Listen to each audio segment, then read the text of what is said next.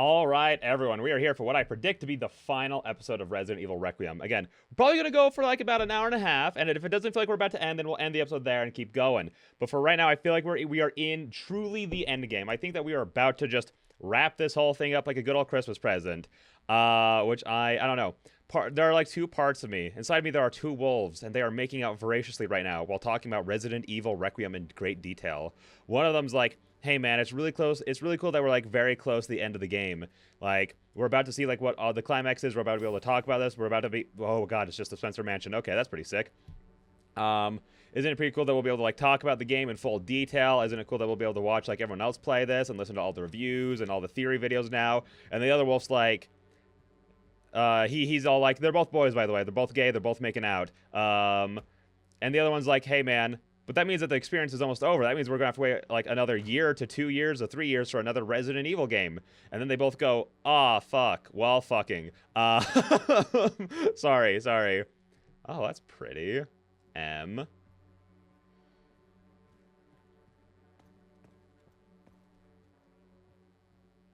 S. S. S. S. S. S. S. Nothing in that one. Nothing in that one. But that's really how I do feel about it. I mean, to be fair, that's kind of how I feel. I guess I want to say that's how I feel about a lot of things. I guess that's kind of like the one flaw of playing this game the way I did. Like with every other game that comes out, like with Silent Hill 2 Remake, like that took me like a full like month and a half to finish because of like that's like the typical pace that I play video games. That is like very slowly, kind of not. I wouldn't say methodically, but I'd say methodically, especially compared to most streamers, dude. Like, okay, can I go on a little rant and rave? Watching most streamers, especially the people who are like, I'm going to beat this game in one sitting. And then they just, like, hold down the run button the entire time. They're just blasting through everything. They're not really taking any time to, like, drink in, like, the atmosphere or, like, anything like that. And they're barely engaging with the game at all. They're, like not doing what I do. Where, like, if I see two paths, I try to take the one that I think is not the right way. They're like, oh, I think this is the right way to go. And they just run through. Like, it is just two different ways to experience games, I guess. But then it's, like, when they go, like, hey, now I'm going to review this game. And it's, like, brother, you've barely touched half the content, though, you know? That is, I do find that to be pretty annoying. That's probably, like, one of the reasons why, like, I don't mind, like, really taking my time with games. Like, the only time I mind taking my time with games is, again, if the moment that we're in is, like, really slow and tedious. Like, let's say if there was, like, a section in a game where it's like, hey, you have to grab one thing here, run all the way back through 30 minutes of content, then you have to run all the way back to the same place and run all the way back. And there's no, like, new challenges in between. There's nothing, like, you have to think about. It's just running that back and forth. I'm like, that's bad, that's tedious. But I really do like to take my time with games, I feel. At least I think I do. Oh my gosh, this was dear old Grandpappy Palpatine's wheelchair. Wowza. I wish I could read that letter though. That'd be pretty cool. But yeah, because like I normally take again like weeks to months to finish a game because not only do I not play like I usually only play like 1 to 2 times a week, and I only play for like 1 to 2 hours at a time. This is finally my chance to do something. Wait, it's an Ava reference now. But yeah, so I am really excited that I'm sad that the experience is ending, but I'm glad that I experienced it. It's kind of like the viewpoint that I have right now, you know? Oh, oh, who's that? That's not you, right, Zeno? I mean, no, yeah, I said the right name. Oh, no, it's Leon. He died. Right, I forgot what we were doing. I'm not gonna lie. I kind of forgot about him. I don't know how I forgot about Leon, but I definitely forgot about this dying man. Is he about to turn into a zombie? Are we about to be Abby? Grace isn't the Ellie of this game. She's the Abby. Come on. Wake up. Hey, you. I was just resting my eyes. You okay? Oh, let me help you.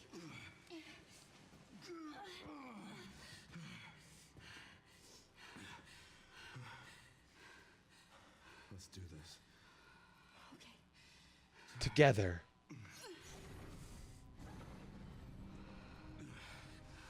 don't know the password. It's okay. Soon left are wide open for us. Any wrong code will do. It'll destroy Opus.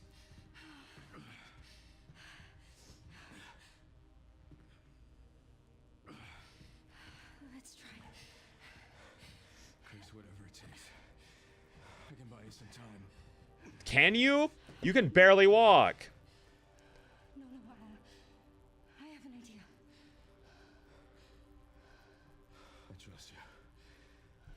I trust you.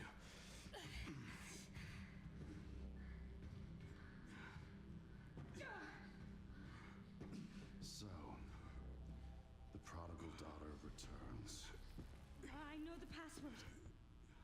Fulfill your destiny, and all will be forgiven. Only if you let Leon live.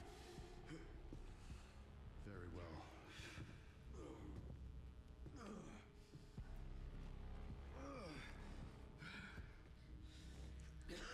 I really hope Grace gets the final battle.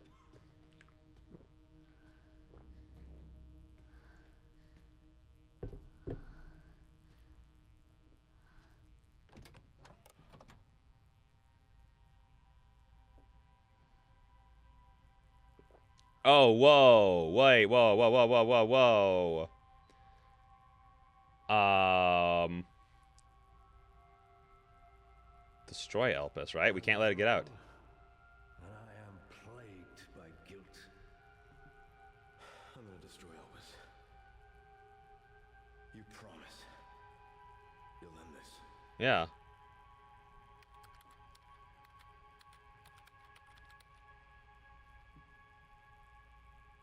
Oh, this is so cool. Wait, so what do we hear if we hit release? You are my hope.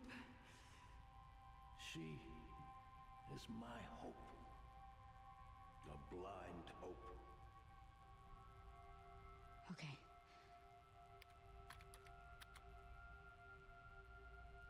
Oh. We gotta destroy it. We gotta destroy it. I don't want that getting out there. Yeah. This is it. Besides, here's the thing. Leon would want this. He would rather die than let this get out again. So I gotta do it.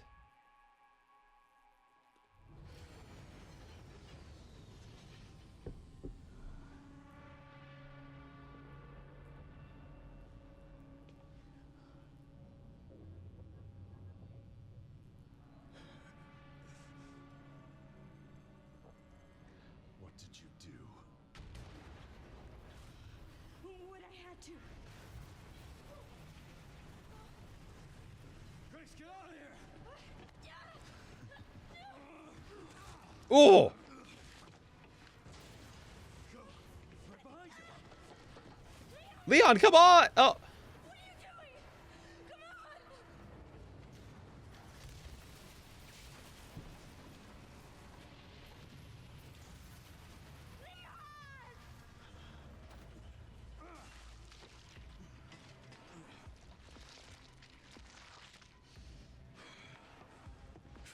Oh! Yeah, who saw that one coming?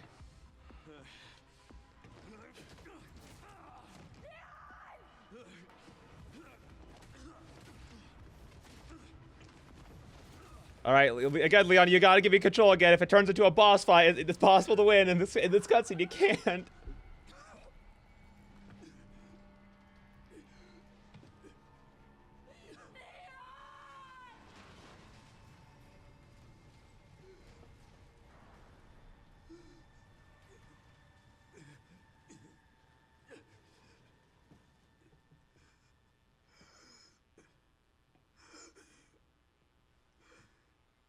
At least I could save you. But she's not gonna let it happen.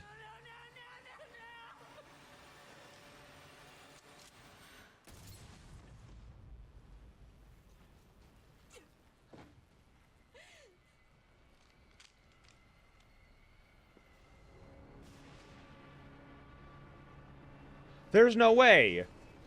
There's no way, right?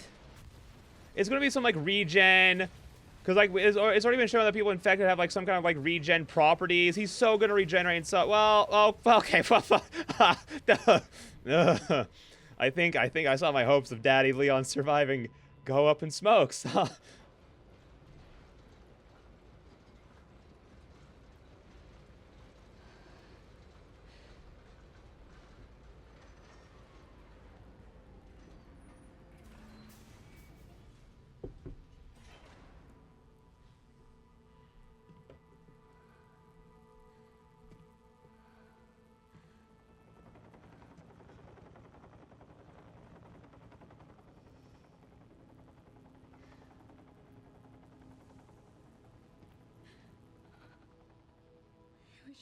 saved you, Leon.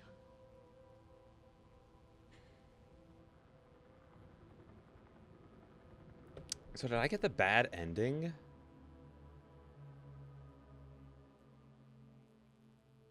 That was so the bad ending. I guess I needed to release it?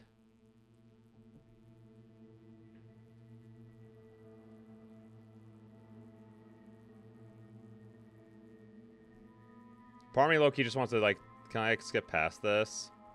Is there a way that I can just do... Where was the last save that I had? Hang on. Hang on.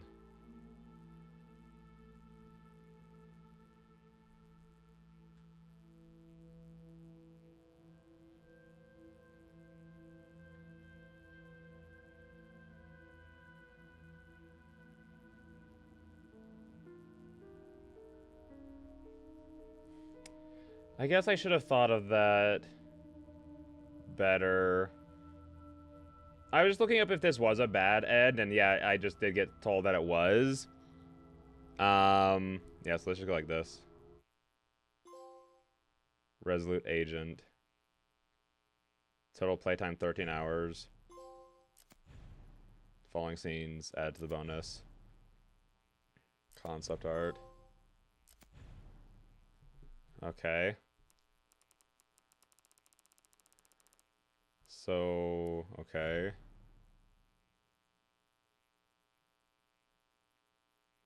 Yes, yes, yes. That is where I want to return to.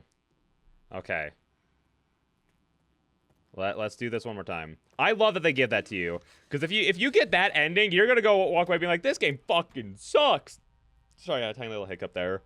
Because like the whole thing here is like, Please know that you are my hope. everything talking about this is hope and the future. I think the thing about why you don't listen to Leon about destroying it is because he's like trapped in despair. Like that's that whole thing. Like everything with that is like being trapped in despair, being stuck in the past, whereas like this is all about hope and like moving on and like looking towards like the next, because like I mean that's what even Spencer Oswell was like, ah yes, this girl is my hope. This is the girl like that's going to be the future, you know, like this is my one last good thing. So of course it would be a good I really should have thought about that more. I just got so stuck of being like, Leon told me to do something and I'm good at being and I'm good at doing what I'm told by my good daddy Leon, you know what I mean? I think I just got a little too caught up in that. I don't know exactly what this is going to do differently, but I'm sure it'll be good. Maybe it's going to release like a huge monster that's going to kill Wesker, you know? Yeah, I should have thought about it more.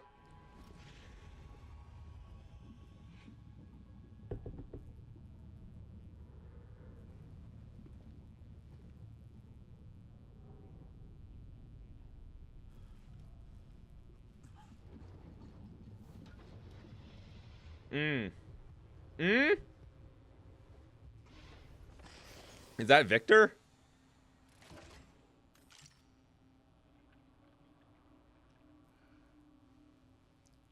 What are you doing, Grace? Spencer regretted what he did. Done.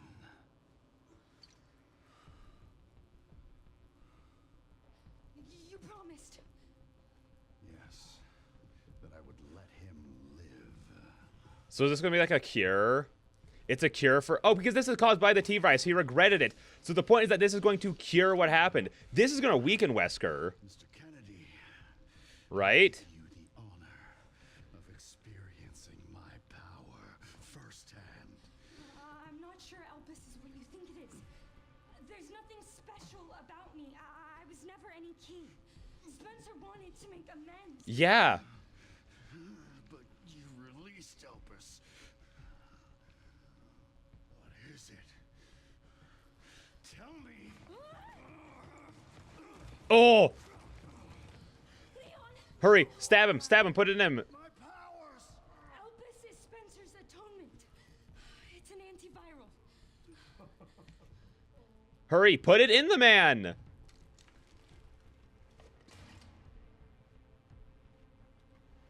Amazing. I am humbled by my master's genius. Your research was wrong. Elpis wasn't a weapon. There was never a key. Spencer's paper was obviously incomplete. There was no connection between Grace and Emily. Do you know how much time and money I wasted on this? Don't you see the genius? With Elpis, all virus-based weapons are useless. The world order will be thrown. Cure Leon. We wanted a weapon. Instead, Spencer gave us anarchy. I will carry his torch and bring his vision to life. You. You and Spencer were a means to an end. Yet he outwitted you all. Spencer defied us and paid the price with his life. He was nothing. You are nothing but an imitation. Oh. It's over, Victor. The Connections is done with you. Cure Leon, for the love of God. Let him have it.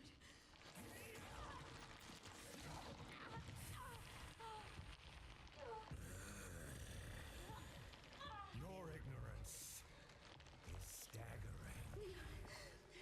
It's a cure.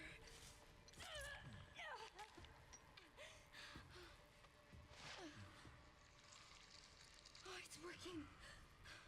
Leon, it's working. Wake up. Now, let it all come down. All of it. Grace, what happened?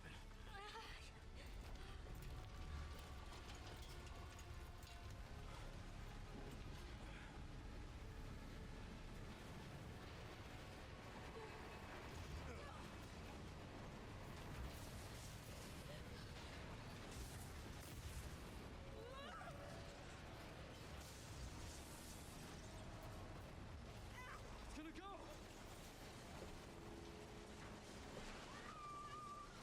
Grab something!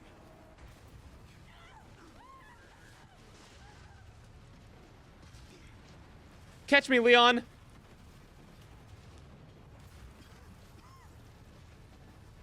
Leon, where'd I go? Oh, hey, look, some shotgun shells to pick up. Grace! Don't tell me Leon gets the final fight. Come on. Time to bury Umbrella's last skeleton. I guess that's a fair. Spencer's vision lives through me. Oh, I will see. you're a lot. Ugh. You're a lot taller than I remember. Ah. Oh. Okay. Okay. Fair enough, dude. I did have a chance to restore my body armor, but I don't need it to take on you. To take you on. Oh shoot! I need it to take you on. Hang on, give me just a second. Hang on. Time out. Oh, there we go. Crotch shot. Ah. Okay. Oh. Okay. I swore that Oh. I was to protect those lives. Oh. Okay. Not the back. Ah. Not the backhand. Fuck. Oh, what is that? Oh shoot. Hang on. Reload. Hurry. Go. Reload. Oh, what? Spider-Man? Oh, is he like turning it? So we already had like Mr. X in here. Oh, fuck. Oh my god. Like, okay, like my thoughts are like we already had like Mr. X, who was like kind of like counted as like a nemesis class, I think. Ooh. I thought I could parry it. I thought wrong. Joke's on you, I got a meta injector. There we go. Oh. But is he gonna like turn into like more of a nemesis as the monster? Because again, this is like has a lot of stuff from like 2 and 3. Oh. Sorry, buddy. Ah, that's a command grab. That's cheating. Ah. No. Okay. Let me just hang on. Give me a second. Time out. All right. Ah. What did I say? Give me a sec. Ah. Okay, it worked. I got it. Okay, I'm invincible now. Oh, I'm just like invincible. I'm not actually. No. Oh, that's kind of sick. All right, fill up the booty hole. Okay. Oh, where's he going? Okay, take this chance to reload. I clicked to reload. Why didn't I reload? I did. How did I not realize I didn't reload either? That's kind of insane that I didn't. Okay, hang on. Give me a sec. Time out. Time out. Time out. Okay. Oh, what? How do you dodge that? Oh. Oh. Okay. Okay, sorry. Hang on. Give me just a second. I'm pretty sure I'm still dead the next time I get hit anyway. Ah! No, I survived. Hey, look at me. Look at the way I just bounced back into the screen. Oh. No! No! Okay. This is really coming down to my last leg, huh? You know, it's fine. I've been on death's doors a couple times today. Okay, reload. Run, run, run, run, run, run, run, run. Go, go, go, go. How do you avoid the second one? How do you avoid the second one? Yeah, use parries to deflect his tentacle arm. Yeah, no, hey game, guess what? The tentacle arm wasn't the issue. Was not the issue. Was not the problem, actually. Low key wasn't the issue. Ugh! Oh, hang on, I was on the right weapon. Ugh! Sorry, buddy. I locked in, you know? Last round was just a warm-up. I'm ready to go. I need to be home in time for bingo, baby. Whoop! Whoop! Oh, fuck, I thought I could get it. I thought I could get it. I thought I could be cool. Whoop! Sorry. Whoop! Okay. No, I think I've seen enough people die. Lost enough people in all this. I had to kill a little girl today, man. I ain't letting anyone else be buried. Outside of Umbrella, of course. Outside of Umbrella. Donk, sorry. Give me a second! Give me a sec! God, you fucking bastard! Hang on. There. Whoop! Okay. Okay. Whoop! Oh, fuck. No. If you're what the world needs, I think the world should just go at this point. You know what I mean? You're not exactly what the world wants. There we go. All in the face. Take my load, baby. Okay, okay.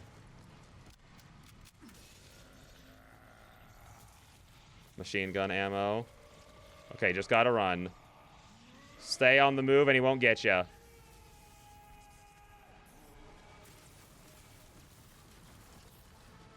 Shoot, did he jump again? Okay. Okay, yeah. As long as we start, like, as long as we never literally stop moving, we're fine. Oh, I thought I got it. Oh. Do you really want... What the fuck? Why is my gun shooting? Why is my gun not working? You guys saw that, right? That wasn't just me, right? No, you gotta be fucking kidding me. No. Did I just deflect a bullet? I mean, a missile?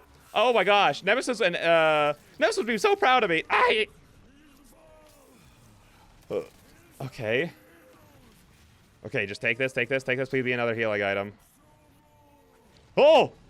I will not let those ideals win. Give it up!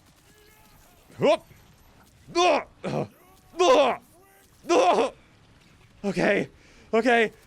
You know what? Maybe your ideals have some merit. I still ain't gonna listen. This is gonna sound real basic of me and real shallow. The only people I listen to is hot people. You ain't that, buddy. You ain't that.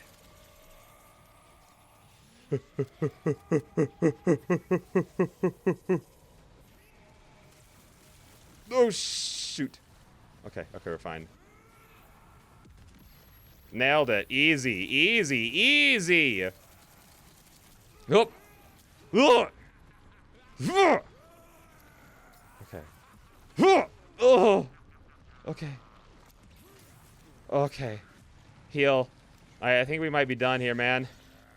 I mean, not done here, but we're out of healing items. That's what I meant. Oh, come on. Oh, we're out.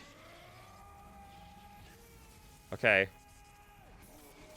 I picked a bad path. I picked the worst fucking path. Okay. Oh. Ugh! I thought I parried. Oh. Sorry, buddy. I still got a second win. Don't worry about it, though. Ugh! Okay, okay. Ugh. Wow, huh. It's Over.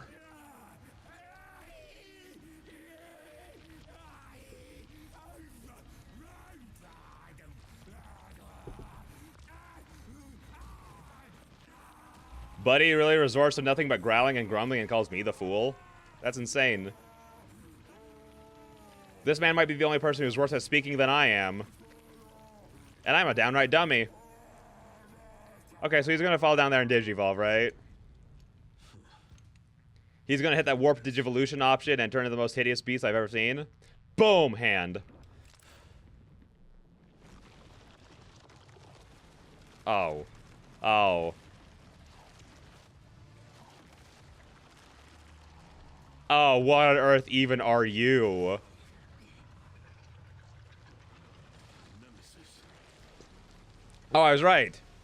Oh, I was so... This, So damn relentless. wait, he knows about... Because Mr. X isn't a nemesis variant. Oh, Jesus Christ. This is proof that there is no God, huh? Ugh! Sorry, buddy. I've been parrying kaiju since, like 2004, I think? Ugh! You're a lightweight. Wait, well... Hang on, give me just a second. Ugh! Okay, there we go. I'm pretty sure I might just be dead, though, if he hits me, like, a single time, but that's fine. Just don't get hit, Boza. Oh, what's he doing? Okay. Okay. Ugh. Oh, I thought he was gonna swing again. God, my parries right now are godlike, though. Alright, buddy. Let me just get right all up in ya. Where are you weak at? Where's your vulnerable spot? Okay, let's go ahead and reload, and then I'm also gonna sharpen my axe. Oh, I meant to finish reloading. Okay, I need to take care of my axe. I need to do some maintenance really quick. Oh, hey. Okay. Okay. I mean, hey, we won. No, we didn't win. I'm bad. Oh, I parried attacks I can't see. Oh! Okay. Okay, where are the bulbs that I need to hit? Oh! Okay. No, it's fine.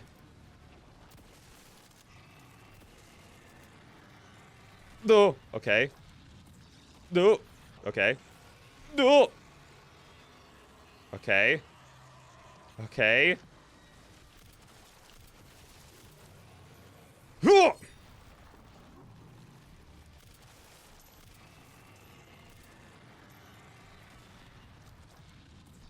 Okay. Ugh. Okay. God, call me John Dark Souls the way I be parrying right now. Oh, the way I be parrying right now, baby. Okay. Ugh, never mind. I don't have any healing items. I'm all out. Looks like we're kind of both on our last legs right now, huh, buddy? Ugh. Oh. Interesting tactic. Swinging at where I'm not going or am at, actually, at that moment. That's kind of weird. Ugh! Okay, did I get all of them? Okay, come on, get out the growths again.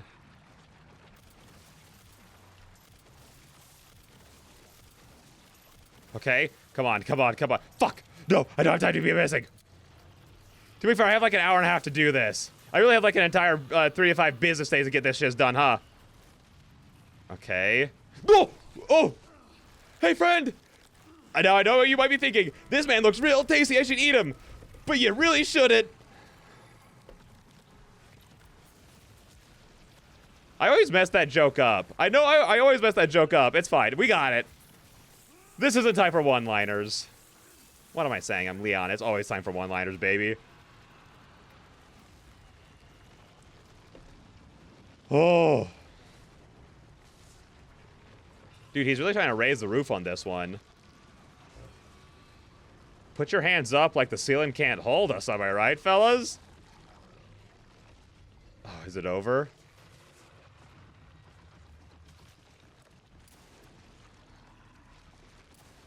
Oh my gosh.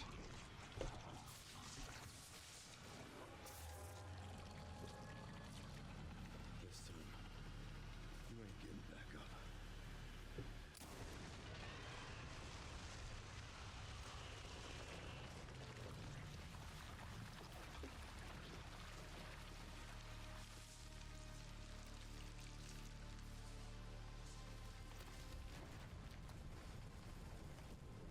Grace, Yeah, where is she? Sherry. Sherry, come in. Sherry. Shit. Grace. Grace, hang on. Fuck. Grace. Grace.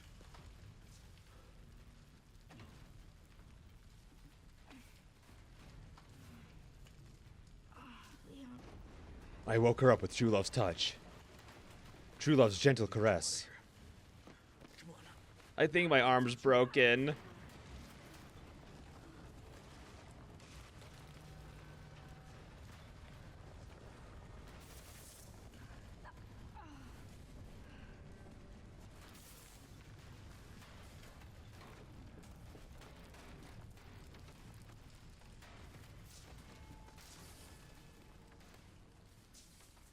There's no way out, is there?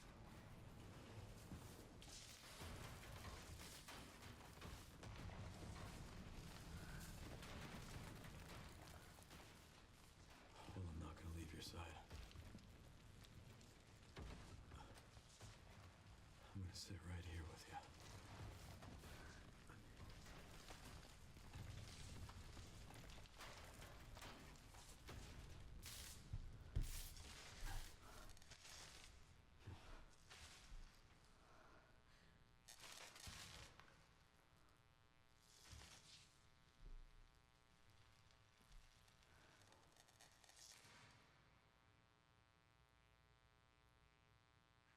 I guess this is it then.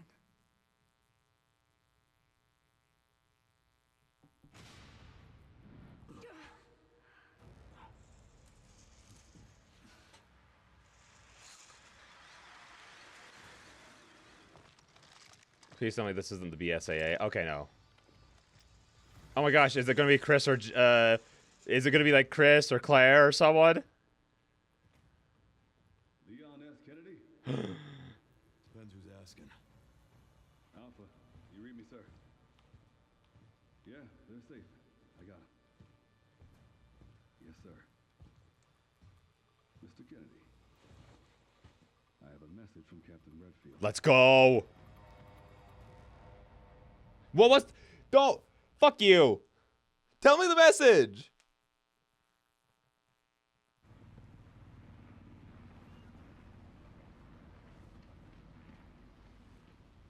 Would it be Captain Redfield? Is Chris a captain, or is that from Claire? I think it'd be not. I think it'd be better if it was from Claire. Can't believe that antiviral actually worked. Feel better than I have in ages. Thank God. I'm glad you're okay. We got a dose with your name on it. We'll be back in action in no time. Thank you, Leon. Would have been a lot smoother if Chris hadn't been so late to the party. Okay, so it was Chris. Okay. Where is Chris, anyway? No idea. I'm sure I'll run into him at some point.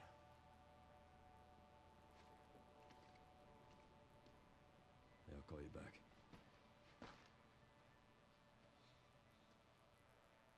It's over then. Yeah. Well, this really was our last hope. Well, let's pray Umbrella hasn't left us any more nasty surprises. I wish we could have saved Emily. Grace, I didn't hit any of her vitals. She could still be alive. What are you saying? Maybe we can save her.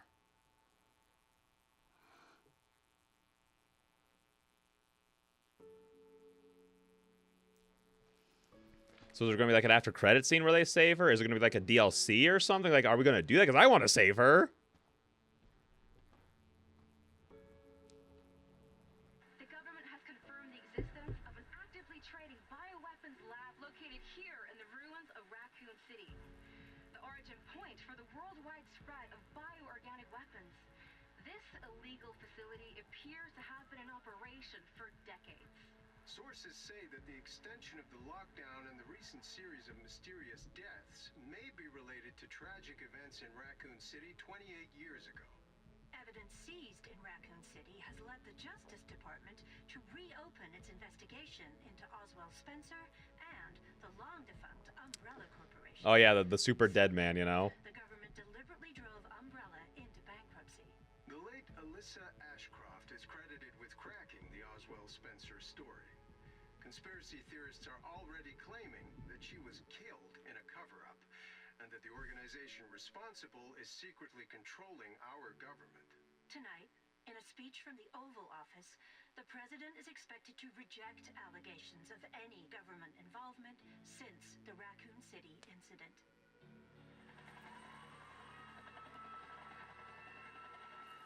Oh, let's go.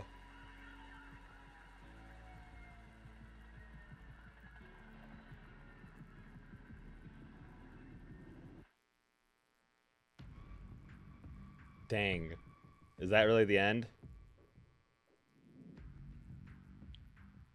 Okay, yeah, this is the real crash. So the other one was definitely like the super duper mega ultra bad ending. Okay. You know, something I was actually going to bring up is like, outside of RE4, Resident Evil, the thing that it always will lag behind Silent Hill in is the soundtrack. Because like Akira Yamaoka, like every soundtrack, like almost every single song made by that man is like phenomenal, essentially. Like he very rarely misses. So actually, like getting like this feels like, you know, like a good song, you know, like this is it actually feels like memorable in some way, because that's what I've like thought about. I love, like outside of RE4, like it really doesn't have like songs like stick with me in any way or like make me feel any kind of emotions outside of like the save room themes. That's really it. I mean, there are some like good tracks, but none that are like, whoa, this is blowing my socks off right now. Because like the amount of times I've been like, oh, I kind of want to try and listen to some like Resident Evil soundtrack stuff right now. I'm like, what do I look up? Like you know, you look up like the shooting range, or then you know you look up like the main theme of RE4, and then it's like, and then suddenly that well dries up so fast, you know, because you only really listen to like the save room themes when you're like, I want to be chill right now. I want to be chill. But dude, this game, I don't know how to feel about it right now, because I think it's so phenomenal in so many ways. Again, the horror, I don't think it's the scariest Resident Evil, but it stayed scary for a pretty long time. Like, the fact that I actually felt that much tension and fear during, like, the whole, like, clicker and, like, that, not the clicker, the liquor section, is, I think that is something I like to commend, because something I've talked about earlier in the series is the fact that, like, when it comes to the horror, they tend to really, like, phase out over time. They really get scarier the less they go for. Like, Resident Evil 2 starts off horrifying, really isn't that scary by the end. Resident Evil 7, their first little bit is scary, then there's a few little scary bits here and there, but it really is, like, few moments of horror. And outside of that, it just turns, like, way too goofy, way too campy for me to actually, like, take seriously at all, so I'm not scared of it at all. Same thing with Village. Village has, like, here's a lot of horror during, like, the opening. The Lady D section has some horror to it. Lady Beneviento section is horrifying, but then outside of that, like, it's really not horror at all. Same thing with Resident Evil 4. Like, that game to me is barely even a horror game. Like, it has like a horrific, specifically R, because I haven't played the original yet. But yeah, the 4 remake has like a horrific atmosphere, but like outside of like the regenerator moment and like the moment you're in the like the waterways under Ramon's castle, there really isn't that much horror in that game either. It really isn't that scary of a thing. But I think what this game does well is, even if it doesn't have like I don't think it hits the highs that 2 or Village or 7 do, but what it delivers is consistency. Like, I think that the opening section is like high, to almost match those. Maybe it has like the ability to match those in like the highs, but that high is like only about as long as like the opening section, as 7s.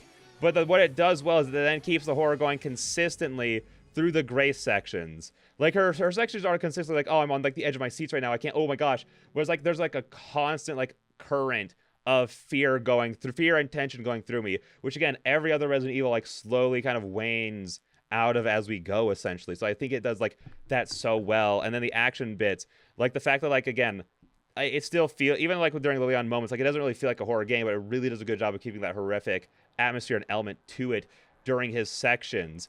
To not like separating it so clearly between the two characters, to me, does a really good job of again not letting Grace get too powerful or like too comfortable to take away from the horror. So it really does a good job of balancing the action elements that people love from Resident Evil along with the horror that everybody wants from Resident Evil. You know what I mean? So it does such a good job there. And even just with like Leon and Grace in general, like it does such a good job of making Leon feel so much more powerful than Grace without making Grace feel completely and utterly useless. But it also does a good job of like making Grace feel like very vulnerable compared to Leon, so the horror can stay persistent. But even by that metric, Leon doesn't feel invincible. It still feels like there is tension in the fact that like you can't just blast your way through every single enemy without any kind of thought in it. Essentially, you know what I mean? Like that's such a tight balancing act to walk, and I feel like they did a really, really, really, really good job of it. I think they did a phenomenal job of like balancing the power level of the characters and gameplay to make it like have like that tight of an experience essentially, if that makes sense, without making one character feel useless, without making one character feel invincible, while still making there be a very clear delineation between like how strong they are. Just to go into like the real world, like not the real world, but the in-universe side of things, where like Leon is really, really strong, like the strongest survivor to ever exist in horror games, you know, in zombie games, I mean, you know what I mean? Without, again, making Grace feel like a little babe, you know? And then again, the visuals of the game, like blowing me away. Like every single time we get to a new area, it's like, even like the city, which I feel like runs the risk for some people of like feeling a little too samey. I liked how unified. No, I won't say unified. But I like how consistent it looked. Like it was very like it felt repetitive, but to me that helped like push home like the horrors of what happened, of like this once bustling city, because like you see it in Resident Evil 2 and 3 of like how bustling and alive and colorful the city can be, and all of that color and all that life was forcibly taken away by the tragedy that happened by Umbrella in every single way.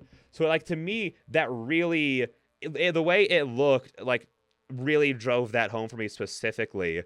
But yeah, no, like this game is like outside of like literally like very anime-esque games, because I obviously look at me, I like the anime kind of like aesthetics, you know, where it's like, you know, games like Wuthering Waves are like some of my favorite looking games, like Wuthering Waves,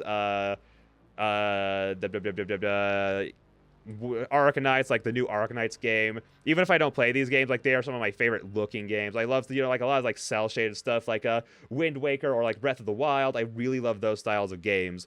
But in terms of games that look like quote unquote realistic, I love this because it's not really. I don't think that this game looks real is the thing. I think it looks realistic without actually looking real. Like the way I describe it is that it's kind of like stylized reality. Whereas like you look at an RE Engine game and you go, that's an RE Engine game. Like when you look at Monster Hunter, you go, that's an RE Engine game. When you look at Street Fighter 6, you go, that's an RE Engine game. Despite how like there are a lot of like very realistic aspects to like the graphics, it doesn't look like it's trying to like replicate reality in the same way that something like GTA 6 is. Not that there's anything wrong with that, it's just not like my fancy. But in terms of like quote unquote realistic looking games, Resident Evil is like my favorite kind of that, you know? And then just like the set design in general, what is just like, I don't know, phenomenal in terms of like how everything looks, how everything like fits together. how interconnected a lot of it is. Like, granted, I think the Leon section specifically lack a lot of that interconnectedness because they tend to be a little bit more straight lines until you actually get to Raccoon City. I guess that's still technically a couple of straight lines, but it feels chaotic and hectic because of, like, the actual, like, set itself, like how it's like this crumbling city that's falling apart around you even as you're moving through it and everything like that.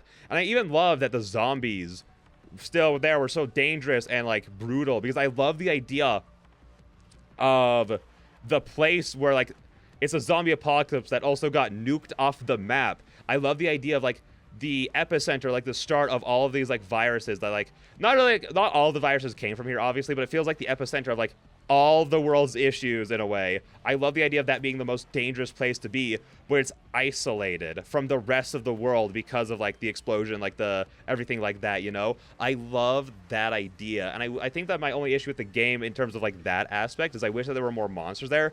But again, with, like, but then you look back at, like, how much work went into so many of the enemies and how unique all of the enemies are from each other. Like, you have, like, 7 different zombies, and a lot of them do very different things, or, like, different weapons, or, like, different stuff like that. And then especially my favorite part of, like, the actual enemies design, like, from a gameplay standpoint, is how, specifically the ones in, like, the care center, how freaking awesome all of those guys were. It's like, really, really, really, really, like, so much work was put into them, like how they all have, like, different, like, patterns of what they're doing, how they all have different, like, habits, like going and, like, cleaning things, or, like, being stuck at lights and turning those on, or, like, being stuck in, like, the kitchen, like, looking for things to, like, cook up and all that kind of stuff, or, like, how you can get, like, the one guy who's, like, really sensitive sound to kill the other zombies is so cool. Unironically, I think you could have taken this literally and made it 2 different games. One of just, like, the care center and, like, these super cool kind of zombies.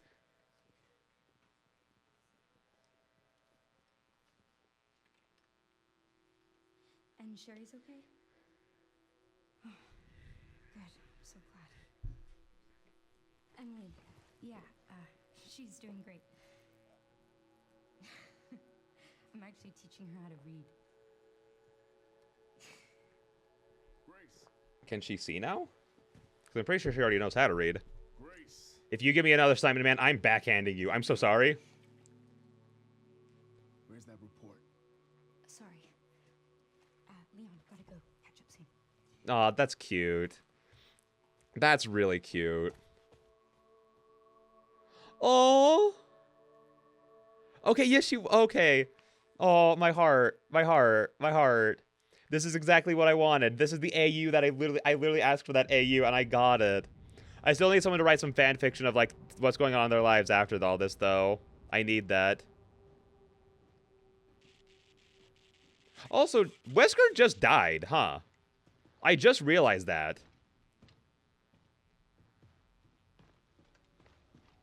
Remaining BSAA forces have been neutralized. Retrieving the objective before they send in the wolves. Was that Hunk that they were retrieving? Hope and Requiem. Results, standard, classic. Total playtime, 13-14. That's crazy. The following content has been added to the bonuses, Grace's report. Following challenges were completed. Completion points, Hope and Requiem. That's awesome. I feel like I didn't get, like, I didn't get, like, a grade, though. I didn't get graded on it, though. That's weird. Hang on, what's on the PlayStation Store? Yeah, I have everything. I got everything. Checking add-ons on your game. Bonuses. What do we have here? The following content has been added to the bonuses. Behind-the-scenes videos, Grace's report, special content, concept art, models, behind-the-scenes videos, Grace's report. I mean, this episode's only going to be going for like 40 minutes. We can definitely do this right now. Bonus settings. Change the appearance of characters, weapons, and more.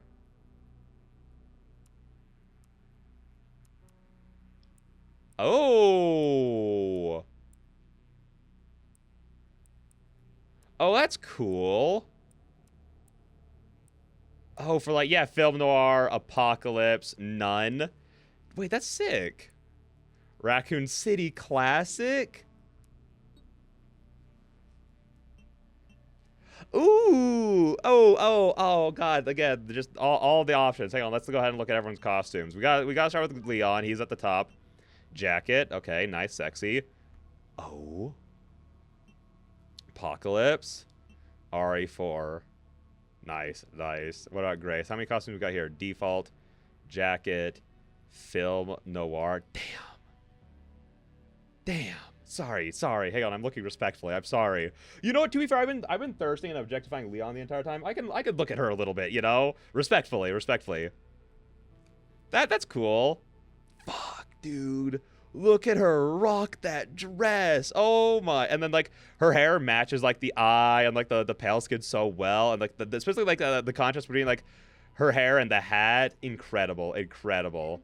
That's so cool. Hang on, models. Let's look at the models. Grace jacket. Can I hang on? How does this work? How do I rotate her?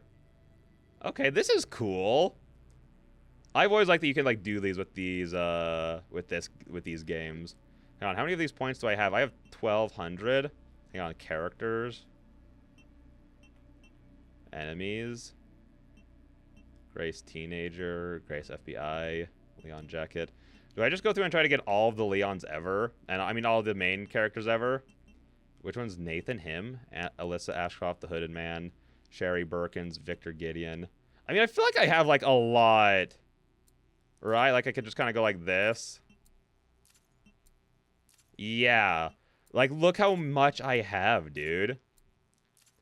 Like this this really oops. Hang on, did it. I really don't need to worry about a whole lot here. Victor Gideon, Emily, dude. The Emily ending makes me so happy. Sure, I feel like it's a little cheesy to like at the very end be like, hey, actually, I didn't hit any of her vital organs. She could still be alive. Like I feel like that's a little cheaty, but you know, whatever. Norman Cole, Renwood Zombies, the girl. Oh. Like again, like just like the designs of the creatures is so cool as well in this game. Zombie cleaner, zombie chef. Like, dude, this guy's so freaking intimidating. I love him.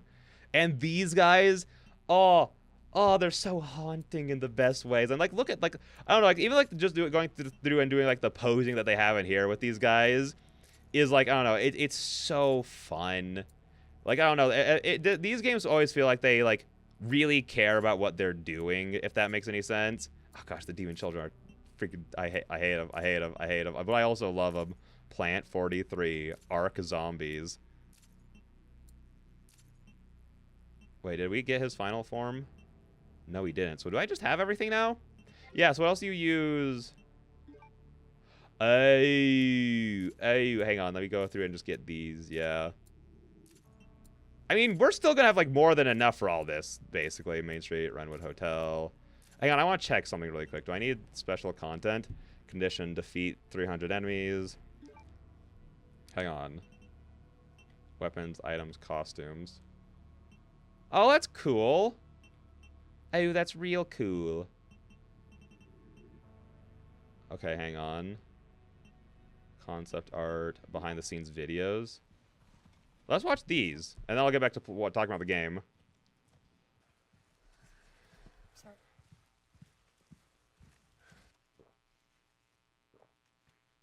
If this is about the report you asked for yesterday, it'll be ready in 3. No, 2 days, tops. Put a hold on that for now. We found another body. One that exhibits the same pathology as the others we've been investigating. They asked for Miss Ashcroft, and then they hung up on me. Rude. What the? They asked for Miss Ashcroft, and then they hung up on me. Rude. Dude, this is so fun to see, because like I've seen some of these for like RE3, I think specifically, and like I don't know, they're so cool to watch. Mom, what's going on? Hurry. Wait, who's coming? What's wrong? We need to keep our voices down. This is ridiculous. Come on.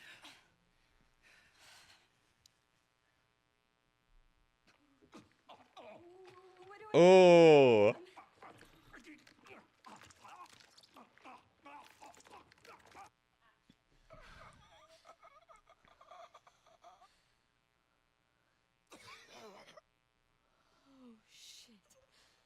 I'm trying to like keep track of like all three of the perspectives going on right now. The face acting, like all the body acting, because the body acting's so good. And then also that's so funny. Having someone stand there being like the thing she catches on until like they're obviously just like gonna signal like let go and everything. Dude, I wish that they had this for like all of the cutscenes through. Like, let me watch like all of the cutscenes and the behind the scenes at the same time. Because again, I'm trying to keep track of like so much here, and it'd be so cool to see like all of this, you know? Like, why not? Why not have all it? Like, again, this is also another cool thing. I've never seen like games put in like these kind of behind the scenes in something before. I know now that you're the one that I've been searching for. Also, Ansa, The chosen one. the Ashcroft. the actress. I don't know if that's her actual name because the other guy's name is Anby, and that feels like little Ansa and Anby, both 4-letter names. But like they're actual like not even just like their voice acting, but like they're like I don't know, like they're this is so weird. Okay, yeah, I was about to be like, do they actually kiss each other? Like, how does this work? Oh, that's so true because like obviously could just kind of like overlay or like the animations on top of each other, so you don't actually need to do that kind of stuff, or just like actually like adjust the animations to go with it, because like obviously the way this works isn't just like one-to-one keyed with like their movements or anything like that. Otherwise, like everything would kind of do stuff like this, like constantly for everything ever, and it'd be like so much easier if it was just have the models act for a little bit, you know what I mean? So like there's obviously so much more work that is put into this, so it's like really interesting to see the process and like how they do things, and like watching how like they obviously need to adjust like this here and that here and that's here to actually like make it like line up with like the specific scene more, Not saying like acting in these, like obviously like acting in these, and like also like setting up like the oh, what's it called? The blocking for all this is obviously like it's a lot of work. It takes a lot of talent to do. It's a lot of like a huge skill that needs to like be like developed and everything like that. So I don't want to make it sound like, oh, this is all so easy, But I'm just saying that there's more work to it than even what we're seeing right now on the animation side. Like, and then, this was so goofy. I love the one doing Emily's stuff. Just her like facial expressions right now, because I mean it's so real. It's so real. Oh, that scream was so good. Again, I'm trying to like keep up with like so much right now. Like watching like the facial expressions, like how they're also then being conveyed. Also like seeing like how hard they're working on expressions that are even being used in the scene. So, which kind of says to me like they aren't like 110% sure of how they're gonna like do. Oh.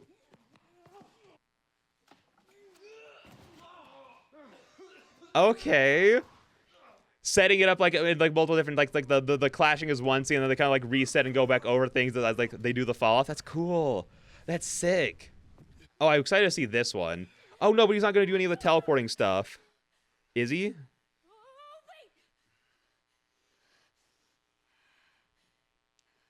You still need me, right?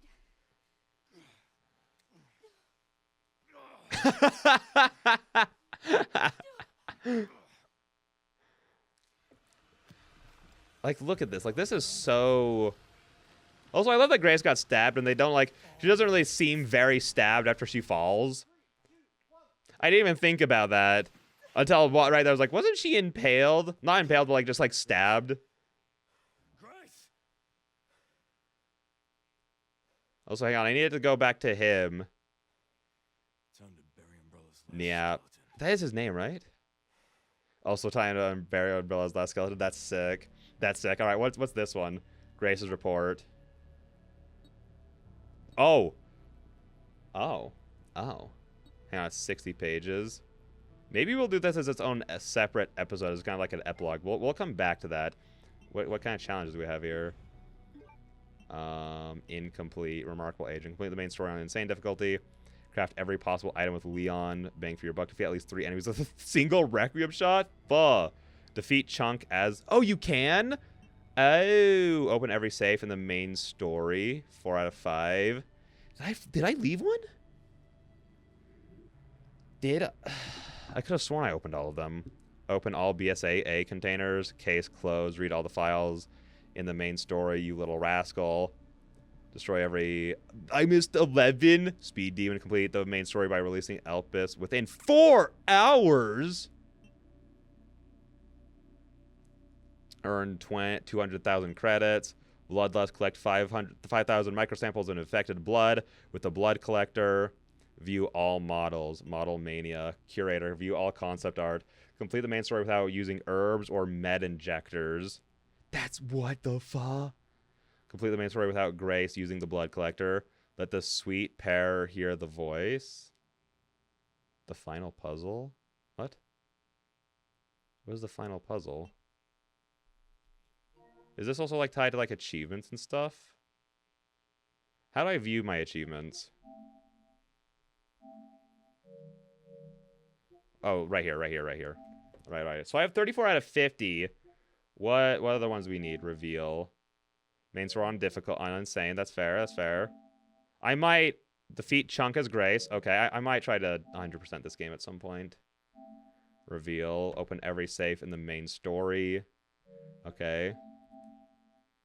Open all BSAA containers. Okay. Wait. Oh, unpin. Yeah. Sorry, I didn't mean to do that one. I might try to 100% this game. I might try to 100% all of the Resident Evils. Complete the main story by releasing Elpis in 4 hours. So a lot of these like challenges are tied to like the trophies. That's kind of figured, but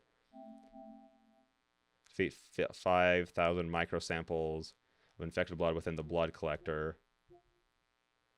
Curator. Hidden trophy. Without using the... What is the final puzzle? That's weird. Alright, yeah, let's go ahead and get all the concept arts. Let's just go ahead and click through these. Boop, boop, boop, boop. Boop, boop, boop, boop.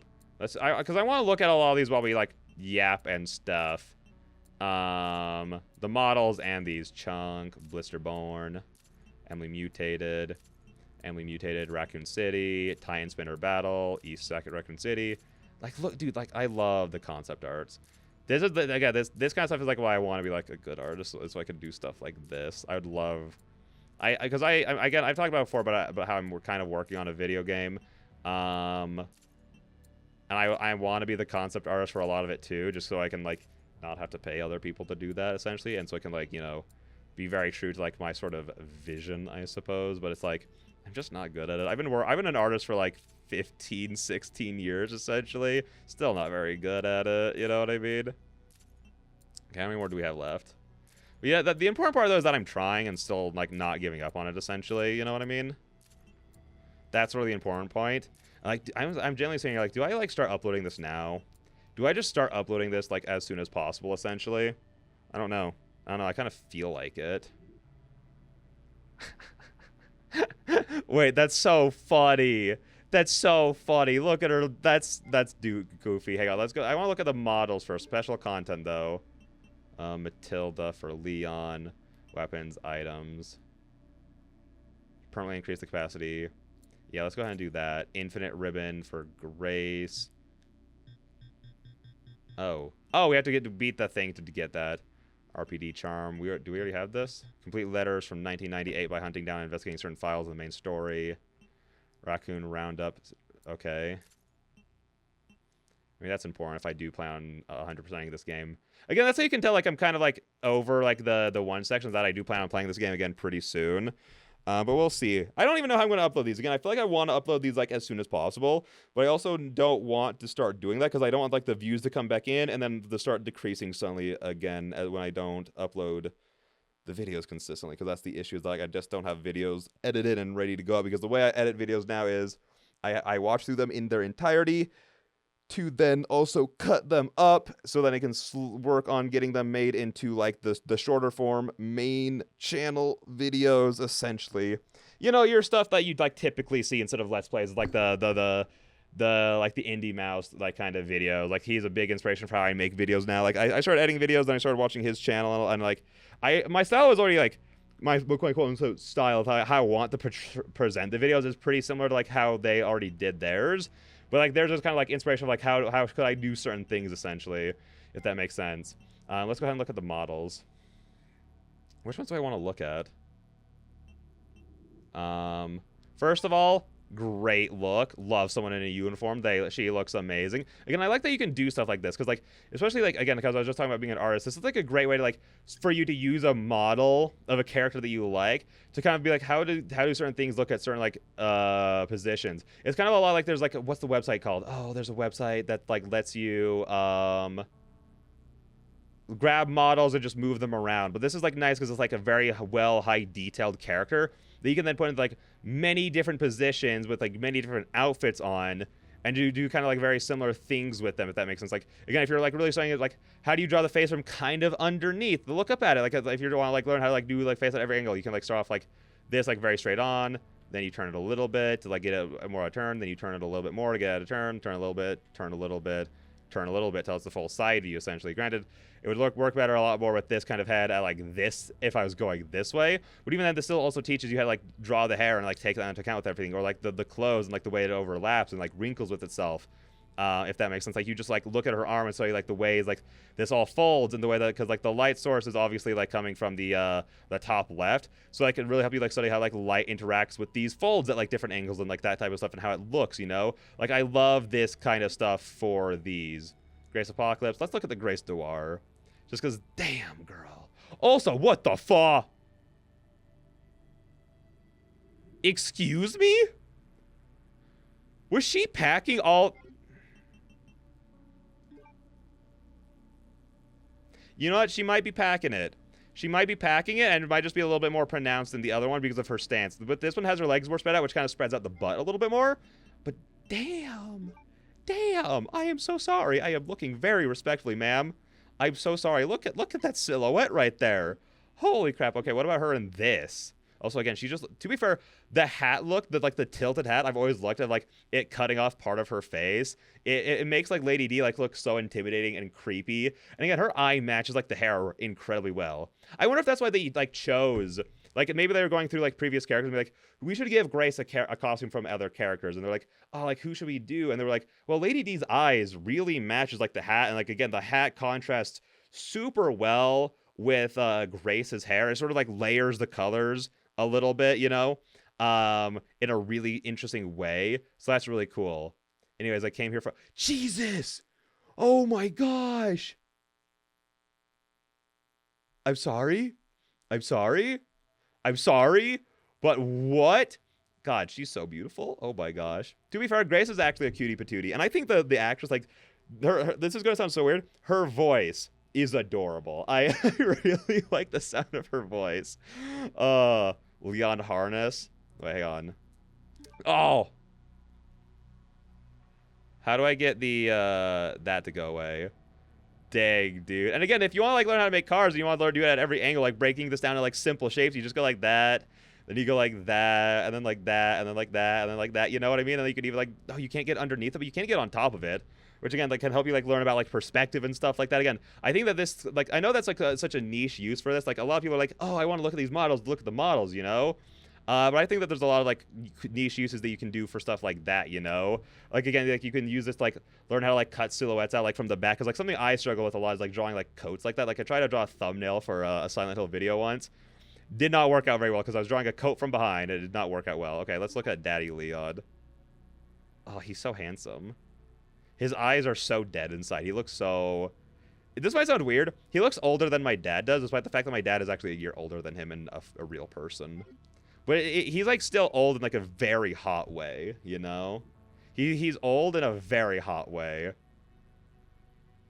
I was going to say, he doesn't have, like, the butt that Grace does. Almost called her Rebecca. But, like, dude, that back, though, look how wide this man is. He's not wide to, like, a cartoonish degree, but he's, like, wide in, like, a daddy kind of way. And, like, look at the way the shirt fits him. And, again, going from, like, the artist perspective, this really, like, shows, like, how you can, like, learn about, like, the folds of, like, clothing and everything, and, like, how it, like, moves. Even, like, skin-tight clothing still has creases to it, essentially, you know? Like, it's really, really good stuff. Leon RPD, I just want to see this, like, see him in it again. That's crazy. I want to see, like, this model directly right next to his RE2 model, just as, like, a comparison, essentially. Apocalypse. I love the idea that they're just not already in Apocalypse. I know what they mean of, like, a different, like, an actual real apocalypse, but, like, they're already going through such an apocalyptic, like, event, essentially. You know what I mean? Oh, he looks so fine. He looks so fine. Oh my gosh. Oh my gosh. I'm so in love tonight. Look, dude, look at that jawline. Look at that. Look at his chinny chin chin. I've never been attracted to a chin before, but oh my gosh, look at that one. And again, dude, a man in a suit. Like, I know that, like, men's fashion has not advanced since, like, ever. But that's because, like, the suit is, like, such a good thing. It's such a good thing to do. Leon RE4. Oh, I love it. I love it. Look at this man. Oh, Nathan. Also, I mean, to keep thirsting, what a mom. That's all I have to say. That's all I have to say. What a mom. Also, I am surprised that this actually isn't Gideon. I could have sworn that maybe it is Gideon. Like, the fact that they have him in here as just the hooded man, and not, sorry, I did not mean to be zooming in on your bulge. The fact that they have him in here as yeah, he doesn't even have the same eyes. I thought he did, but it was, like, really just the shadows that was making his eyes look like black and instead of red. Sherry Burke. Dude, it's insane that Sherry came back. Like, I know that she's kind of a thing, I think, in RE6. I don't know what role she plays in there, though, because obviously I haven't played it. But, like, it's crazy that she's back, you know? Like, look at her. Our little girl's all grown up. That's insane. Also, I do like the haircut a lot. I was going to say, like, part of me was like, maybe this is Ashley. And then when we saw the blonde hair, I was like, oh, maybe it's Ashley? Maybe, but the voice is so different. I was like, there's no way it is. Also, look how fancy her outfit is. Look at, like, the jewels on the collar, the nice crisp blue cuffs, like, match, like, the jewels and everything. Like, I don't know, just a very pleasing color scheme. And then, yeah, we have you. Ooh, Victor Gideon. Can I, like, see under the mask? I didn't mean to go down. I didn't mean to go down. I didn't mean to go down. Wait, does he have red eyes? Or does he have black? I'm pretty sure he has black eyes. He's like the Black Eyed Peas, you know? Emily's adorable. Look at her. Also, oh! Whoa! Whoa, whoa, whoa, whoa, whoa, whoa, whoa, whoa, whoa, whoa! What the freak? Maybe it's because I've always moved the models very slowly, but I've never, like, really noticed, like, like, that kind of stuff too much. Look how floofy her hair is. All the cute little curls. Stop it. Wait, hang on. I kind of want to... I guess her hair's a little too short. Does Gideon have anything that, like, move a lot? His coat doesn't move? What about you? No, his tie. Is it really just, like, the hair? Okay, yeah, the hair moves on him. Her hair does not move at all. Nothing on her moves, actually. I was expecting, like, maybe, like, the hat would, like, shift a little bit. Wait, does her hair move? Oh, her hair does move a little bit. It's, like, so light, but it does. Okay. What about on this one? You can probably see... yeah, you can definitely see it a lot better on this one. Yeah, okay. What about, like, her, like... Oh, what about her scarf? It's just the hair.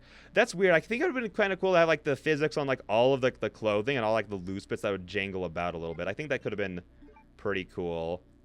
Because it's almost a weird touch to let you move around the hair and not, like, anything else. Can we get, like, Alyssa's hair to move? Yeah.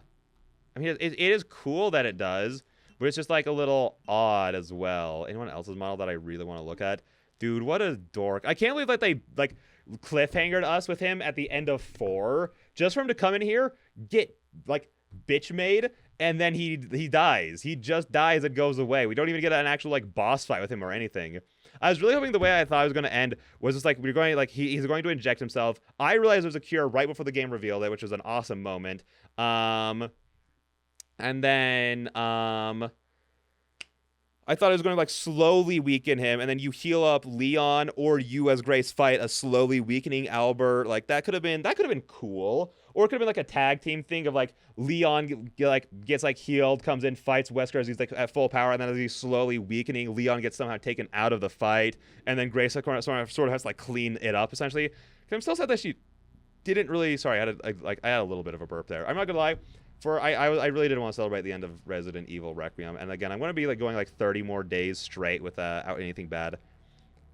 My family was doing pizza and steaks tonight, but they were doing a pizza place that I didn't like, so I drove over, and I picked up a different pizza along the way. I'm a big Little Caesars fiend, so I got Little Caesars instead of Domino's. And I picked up a soda, and I had a steak with it. And, you know what I mean? But yeah.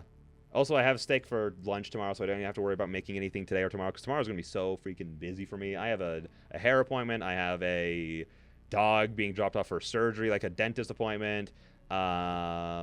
Then I also need to call some people to figure out some student loan stuff for taxes, because taxes has not been going very well for me because all these information. Mohella is the worst place to do your student loans through, by the way. It's terrible because I had this exact same issue last year, and it's the exact same issue again. It's so pathetic that it's still an issue.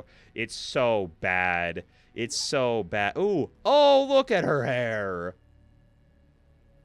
This is actually kind of cool. This is kind of funny a little bit. I do like it. Oh, we could just switch through the bottles like that. Hang on. I think I'm going to try to do like one of those, hey, I 100%ed Resident Evil videos. So I don't want to like get all of this right now because I want to be like, this is going to be like one of the hardest things I've ever done as a gamer because I don't 100% things. So I start off the challenge by just looking at all the models, you know, that kind of thing. God, they're so creepy. They're so creepy. Okay, let's go look at a couple concept arts. I don't want to look at all of them. I mean, we got to look at Leon. Dude, look how hot he is. Look how hot he is. Oh my gosh. No, we won't look at Alyssa's. We can look at Sherry. Oh, it looks so good. I don't know who the artist is because this is like very similar to like the art that was done for 4. But I don't know who the artist is, but it looks like the exact same artist, though. Okay, so we already did the bonus settings. I think for the next playthrough, we're going to have him be RP Demon. And we got to play through... Ooh, we could also do Film Noir for both of them, I think. Let's go do Film Noir for both of them, actually. Requiem... And we gotta do the fancy one, and we gotta do the fancy one. Yeah, oh, that is the Film Noir. And then obviously we have to play through with the Film Noir thing on. Yeah, we're doing that. We're doing that. Bonuses. Is there anything else that we can, like, look at and, like, talk about before I do anything else? No. So I think in the next playthrough what we're going to be doing is doing... Oh, I don't want to do first person, though, because of the costumes. I don't want to be doing first person because of the costumes, though. I think the next one's going to be about, like, getting all the collectibles and stuff and, like, trying to beat the... We'll do one for the get all the collectibles. Then we'll do one to, try to beat it as fast as possible. And then we'll use all the points we accrue from that to then try to beat the game on insanity as we buy new things, essentially. So, yeah. But really quick, I just want to talk about the game. Because where did I leave off? I think I was talking about the visuals and, like, how all the elements of, like, the visuals, like, all, like, really came together very well. Again, like, the combat itself, I don't think it was quite as good as 4. Because, I mean, 4 just had so many more options. Granted, there were also more options that we could have in terms of, like, how the weapon layout in this game. But I feel like the weapon, like, buying and, like, the whole system was kind of, like, perfunctory from the very beginning, essentially. Because it costs so much more to, like, buy a new weapon than it costs. This is so cute. I love this ending. I don't know. I really like it. I really like it. I know it's cheesy and slocky that everyone got their happy ending, but I am here for it. Again, I need someone to write a sequel to this. Listen, if someone in the comments below writes a sequel to this, I will read it. I'll read it live if it's good. I'll read it. I won't maybe not live, but I'll make it a video if it's like good enough of a thing. You know what I mean? If it's a good enough of a thing. But yeah, so, what was I gonna say? What was I gonna say? Beep boop bada beep ba doop bop bop boo da boo da boop. The combat. I don't think it's as good as Resident Evil 4's. I think one of the main things that's holding it back is specifically like the weapons aren't as like the weapons in 4 were so varied and like felt so like natural to use. Like there are a couple times here where like maybe to be fair, I think it's hard for me to judge specifically because I think that my controller is breaking. Again, this poor girl. She's been with me ever since I got the PS5, and I got the PS5, about like 2-ish years, 2 to 3 years after the PS5 came out. Let me look up when that was. Hang on. When did the PS5 release? The PlayStation 5 came out in 2 phases in 2020. It first launched in the US Oh, so maybe I think this controller might only be 3 years old then. But again, this controller's been with me through like most of Persona 5, through Silent Hill 2, through Elden Ring, through so many other games, through Spider-Man 1, Miles Morales, the DLC, Spider-Man 2. I've played every single game I play on Steam that has controller compatibility. I play through it on there. So again, like Resident Evil 1, Resident Evil 4 remake the first time. Like again, like literally every game I played outside of Switch games, every game we played on the channel, I've used the controller. I even used the controller for like some visual novels. That's how much I use this controller. So I think it's finally time to retire this girl. But it also feels weird because I have like a emotional connection to this controller because of like how much it's been through with me. Essentially, that's kind of weird, isn't it? That's kind of real weird, actually. So yeah, I've had this thing for like 3 to 4 years, and it hasn't failed me. But I think it's starting to finally fail me. But even then, I still feel like there's a little bit of like a responsiveness issue on the game's part. Like to be fair, I feel like that's always been an issue I've had with like Resident Evil, like the RE engine games. Like things just aren't like they start into motion, but they don't like snap the way that I would like kind of like them to. Like they're always like a little like they little slow, like lower their gun to start running, or like after you heal or something, like it takes a little bit too long for me like to start being able to move just by the fact that it looks like it can move. So I think like, yeah, and also it comes down to like also level design. Like as I think that Grace's levels specifically are also she has such a pretty smile. Oh my gosh. This might also sound weird. I really like Grace's mouth. Like this is gonna sound even weirder, but I'm like very much so into certain like mouth types and like lip types, and I've never seen someone with like Grace's specific mouth type before. But I'm like, oh, it's very cute. Oh my gosh. Anyways, my favorite mouth is Natalie Dormer's. Anyways, sorry. moving on.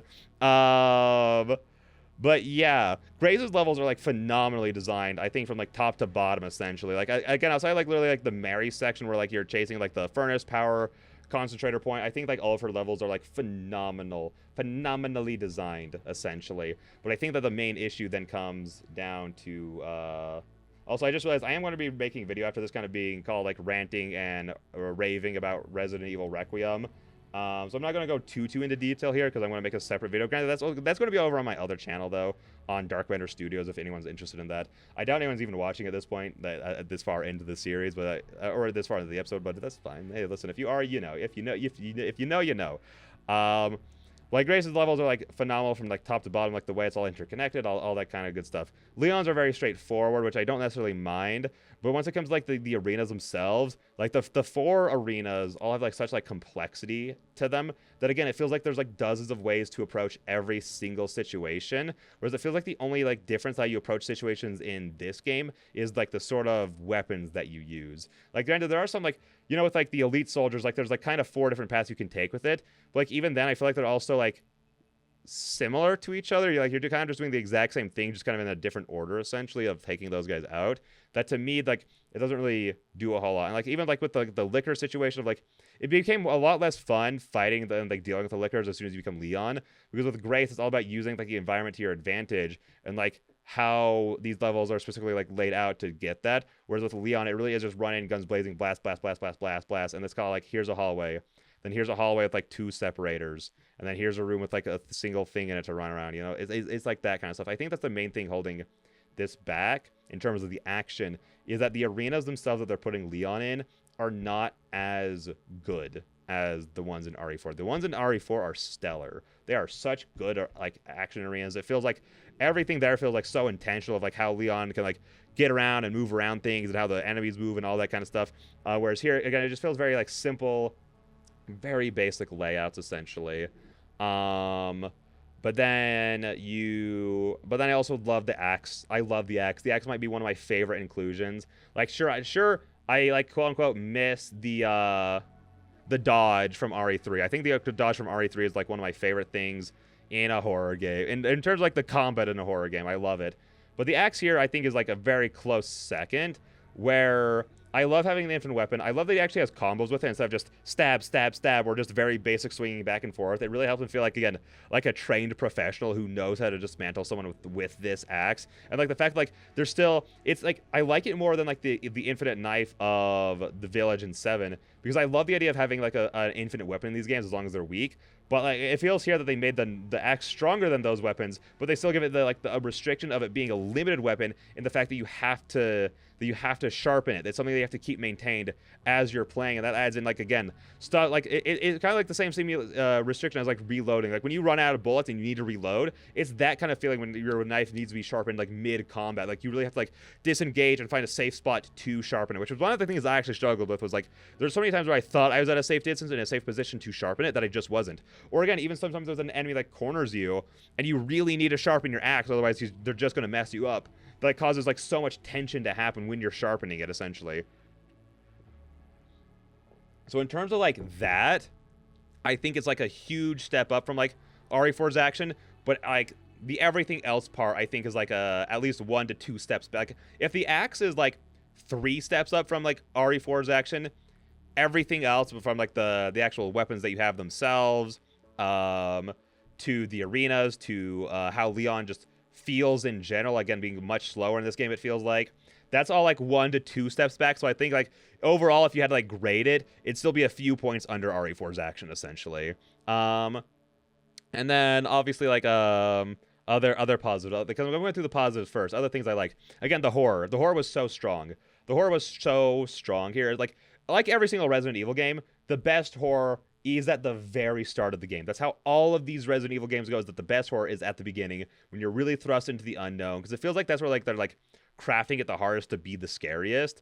And I do wish that they like could somehow keep up the same level of fear throughout the game. But this isn't even just like a Resident Evil thing. This is just, at least in my opinion, I think that like every single horror game I've basically ever played, like no horror game to me stays scary until the end. Like even again, the granddaddy of like modern horror games as we know it, like Amnesia: The Dark Descent, doesn't stay scary throughout the entire thing. I think that like about halfway to like 75% of the way through, the horror like borderline falls off a cliff and it's no longer scary anymore.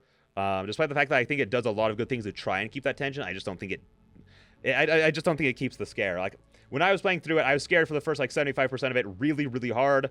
The last 25% of it, I felt no fear. I felt zero fear from it. So yeah, that had a lot. It had a lot of good things to it. Again, the weapon, like the enemy variety. I think that's actually what I was talking about. Like before we got into like the whole like business of like breaking things down, essentially, and like looking over all the models and everything.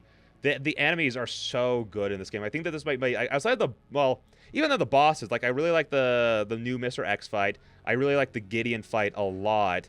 I like the spider fight. I wish that the more was done with the spider. But I did like the spider fight a lot. Yeah, honestly, I mean, the bosses in this game, outside of Big Chungus, I think the bosses in this game were, like, pretty good, unironically, which is funny, because I was talking about, like, crap, like, how I don't think, like, RE has, like, very good boss fights in it, outside of, like, a couple. I think that this game probably has, like, some really good fights in it. Again, I think my only relation with like Mr. X is like he like isn't aggressive enough. I think he like takes too long. Like I don't mind him taking pauses because the game's built around the enemies kind of taking pauses from time to time. I just think his pauses are too long and feel a little too awkward. Like he is literally just sitting there watching you, waiting for you to reload. Essentially, that's my kind of like issue with him there. Essentially, but yeah.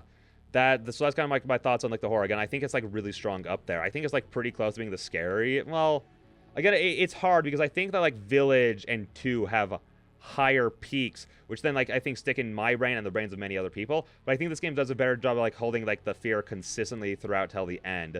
But even then, it only kind of does it by doing them like sectioning it off into like the gray sections, because there really isn't like any like, oh, I'm on the edge of my seat stuff with like Leon, you know, like there isn't really a thing there. So I don't really know how I feel about it. It's probably one of the scarier Resident Evils that I played, because it's definitely scarier than 3, definitely scarier than 7.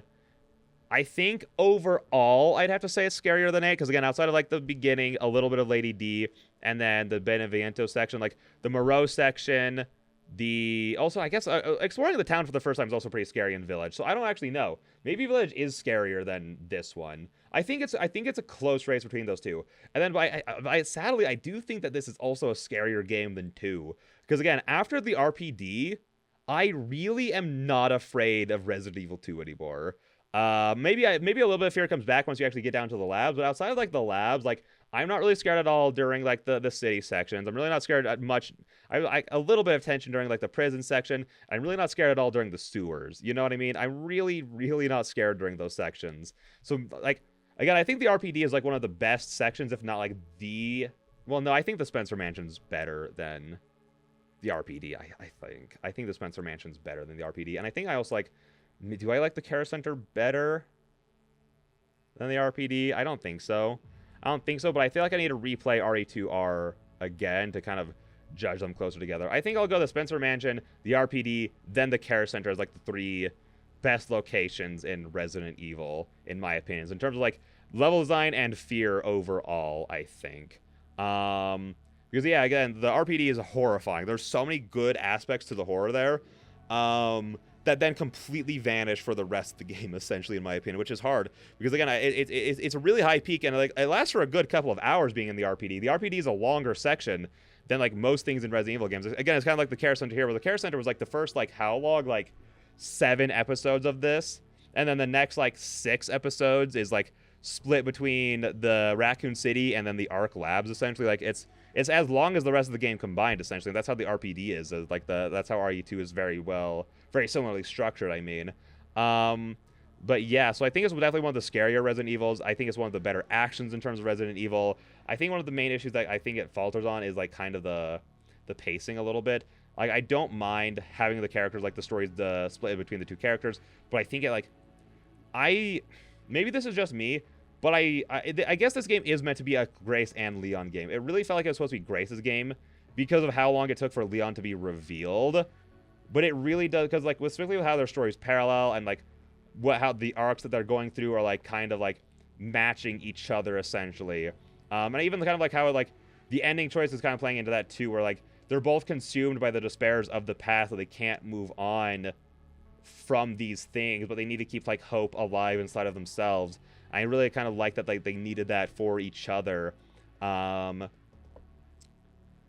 I think the pacing is still very wonky, where it's like very heavily Grace at the beginning, which I liked because I loved her sections, and then you get a little bit of Leon dispersed throughout, and then I don't mind if the second half puts more focus onto Leon to kind of like catch him up in terms of feeling as important to this plot as Grace is. But his section, I feel like his section went on for so much longer than any Grace part of the game, by so much. Because like I don't mind. I think some people might have issue with how long like the Raccoon City part lasted for Leon. I think a lot of people could have issues with that. But like to me, I really liked it. I really liked how long it was. Again, to me, having Raccoon City be such a big focus for it felt... Maybe they could have just given you different goals along the way. Maybe that's why some people might like feel that it's like poorly paced. Maybe some people needed like different goals outside of just building this one thing, essentially. But it's you're just away from Grace for like genuinely like 4 or 5 hours almost. It feels like you're away from her for so long. And then again, the fact that Grace she doesn't get a single boss fight. She doesn't get also this song right here is good.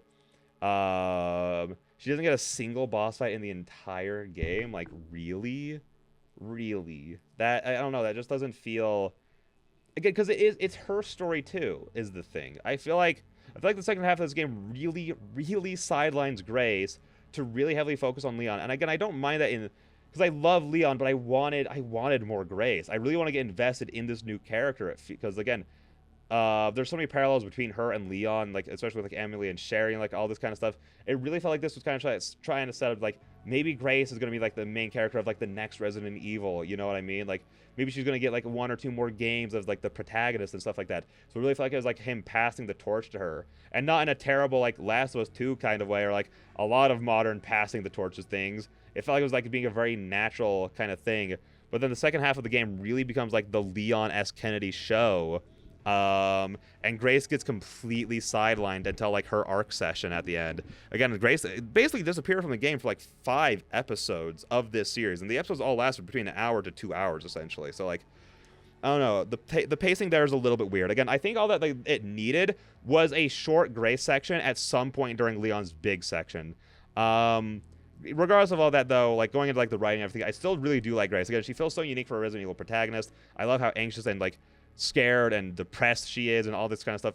But then I also love like how she's kind of channeling that and like to be better, to do better, to not like lose and fail anyone else essentially, and to like learn that like so many people like sure have like lost their lives for her, but like that they still like are pinning their hopes on her essentially to like continue into the future.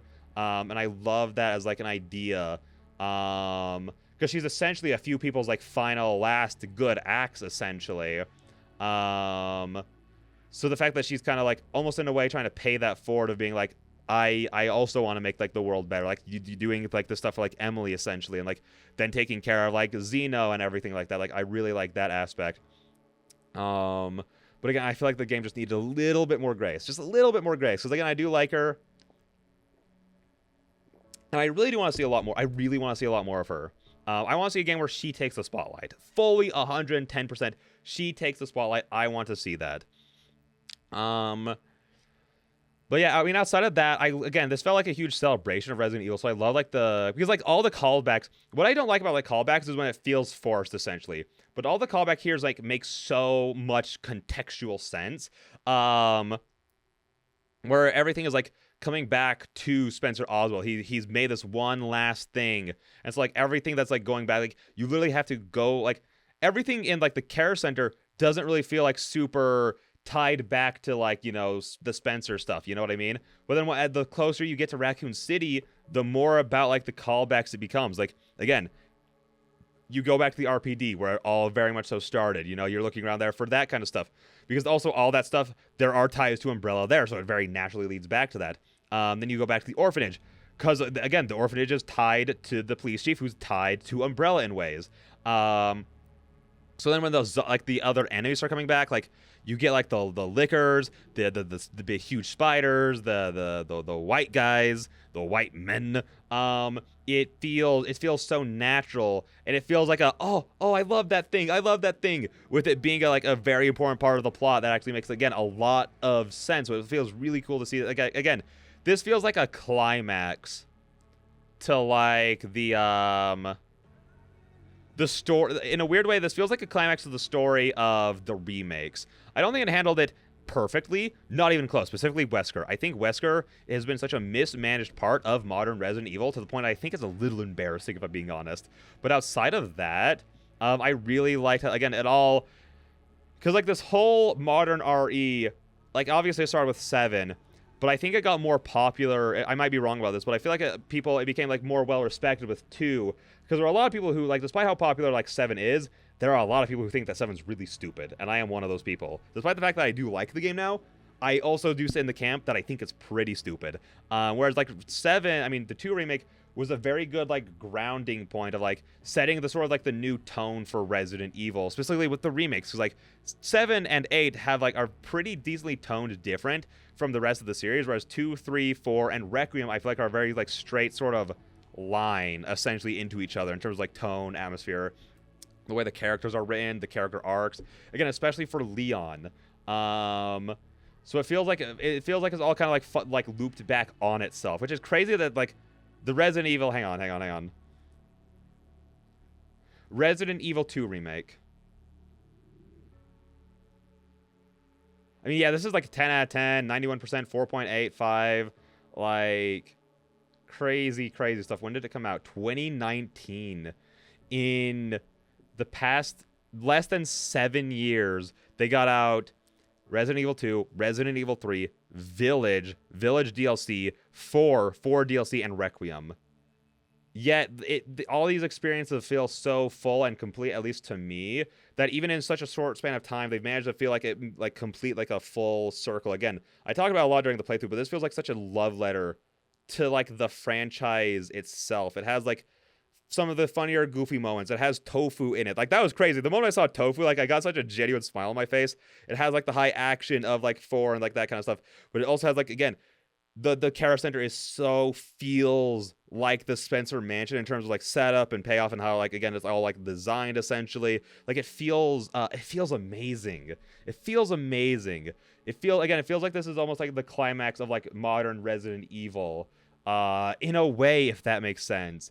Where, like, again, like, I don't think there's, like, I don't know. It's so weird to talk about the story, because, like, the story kind of just feels like things are happening a little bit. But but it's also done because people, I guess it really is kind of like what I was talking about earlier with the story of, like, it's people who are clinging to the past. Victor, he's clinging to the past. He's still clinging on to Spencer's, like, little dregs of what he thinks Spencer wanted. He misinterprets Spencer's message entirely. Grace takes this as, this is Spencer's Requiem. Literally, that's why it's called the Requiem. This is Spencer's Requiem. This is his recompense. This is his repentance. RRR. And it's time to move forward. It's time to, like, leave destruction behind and move towards hope. I didn't even realize that until right now, essentially. Because that's all that Spencer's life has been, is, like, tearing apart and ruining and destroying lives. When his whole, like, the facade of his company is giving people hope. It's a pharmaceutical thing. And it's constantly advertising itself as, like, having high-tech, high-advanced kind of, like, medicines to help people. That is the entire facade. It's like when you get to that moment in, like, the RP, like when you're heading to the RPD and you see the umbrella sign, and then you see, like, the prescription in Kendo's shop, and again, like, the facade of what Umbrella was supposed to be, contrasted with what it actually is in reality. Like, that really is kind of like just the themes of the game. Is sort of like moving past the destruction of the past, moving past, like, these, like, facades, and like actually, like, being something that gives hope, essentially. Being hopeful in and of yourself, and being something that gives hope is, I feel like, the point of this game. And, like, again, moving into the future, where so many of these things are clinging to the past. Again, you literally have to go back and confront the past, both for Grace at the Red Hood Hotel, and then for Leon coming back to Raccoon City, where all of these things started. Because even then, even everything that happened at the Redwood is because of Spencer. Everything that happened at Raccoon City is all because... everything that happens is all because of Spencer, all because of Raccoon City. So, like, it even leeches out onto them, but they have to move this part, like, get past this part of themselves, whereas neither of them really have. Like, something that happened in, like, the original run of these games, I learned about this recently, is that it's talked about that after the events of RE4, Leon has, like, a new light in himself, and you can kind of see that a little bit at the end, but he still has his ghosts, he still has his demons, and, like, it's literally, God, I should really just be recording the ranting and raving video at this point. But I guess I'll just repeat myself there. But, like, literally, the past is still infecting Leon and Sherry because they are the survivors of the T-virus. It's still infecting God, it's so good, actually. It's good. It's good theming. Even if there are, like, some issues that I have with the story from, like, any logical side. Like, I don't mind when characters make illogical decisions as long as, like, those decisions feel in character. But, like... or make some sort of sense as to why they would make an illogical decision. Like, Grace going to the Redwood Hotel completely by herself. I'm pretty sure that's just not how, like, the FBI works. I'm pretty sure, like, there are partners for a reason, you know? So then stuff like what happened to Grace doesn't happen. And granted, there's, like, two thoughts of school about this of, like... I mean, I guess there's really just one. They probably just didn't do it because they... don't want you going through the Redwood Hotel with a partner. That instantly, like, evaporates the tension and the horror of it all. Whereas, like, the Redwood Hotel was, like, it was an okay scary bit, you know? It was a little slow for me, but it was okay in terms of horror. Whereas if you're with someone, a lot of that just kind of right out the window, you know, if you have a partner. Whereas then if you have the partner go with you and you're like, oh, well, they could just have them be killed, which is, like, not an unfair point. But then the issue would be, like, well, then if the person just instantly, like, it dies or something, then you kind of already know, like, what's kind of happening here, and you don't really have, like, that suspense anymore of, like, what exactly is going on, why is this all so spooky and scary and a skeleton, you know what I mean? You don't have, like, that anymore. So I feel like, but outside of that, I can't really think of, like, too many, like, decisions that I think are, like, terrible. Again, I feel like it's a terrible decision. Like, there should have been some reason as to why she went there alone. Like, maybe she has a partner. As she's on her way to meet up with them, like, something happens to the partner, so, like, she's given the option, like, the partner talks like, hey, like, you really shouldn't go and do this by yourself, or, like, whatever, but then, like, you could just contextualize it as, like, Grace being like, no, I need to go confront the past, and maybe it's even better that I am going by myself, so I can't rely on somebody else to do this, which could then even play into the themes of the game of, like, neither her or Leon could do this by themselves, and they needed each other, whereas Grace's goal at the beginning could have been trying to face the past all on her own and taking the brunt of everything. It could have done that. And then another issue I have with the story is Leon and Grace really don't get any kind of relationship. Like, I think it's really cute that they still talk and get in touch. And I really like the last couple of cutscenes with them. But I can't imagine how much more all that would hit if they had more of a relationship throughout the game. Like, if they just had a couple of cutscenes together, or even, like, a couple of moments to, like, walk with each other at some points. I don't know. Granted, I feel like it could also be kind of convoluted, like, bring them together too many times, then separate them, if that works. Because, like, once that starts happening, you go, like, okay, so, like, what the fuck's gonna happen to separate them? You know what I mean? And again, you can't have them together for too long, or otherwise the tension goes away, essentially, that kind of thing.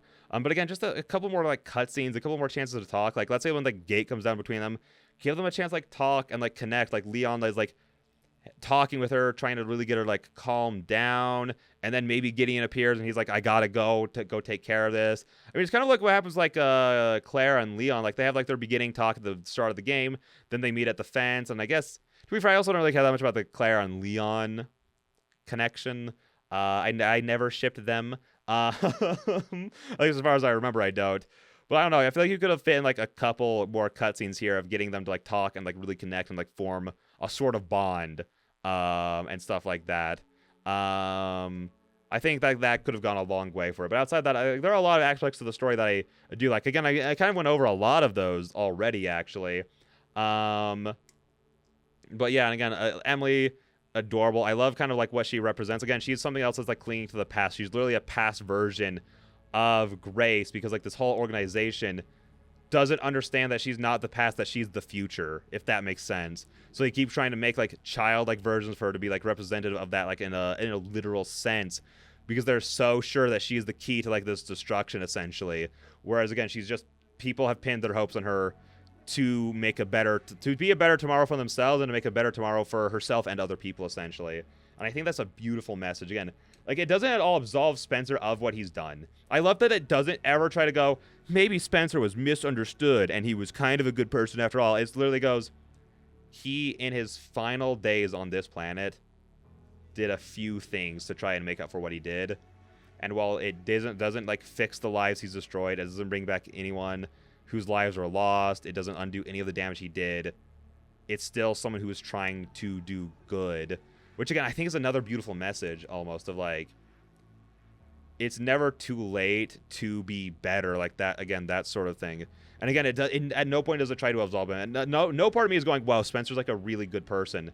But, again, his final acts was trying to make up for the damage that he has done, both to people and, like, to the world at large, essentially.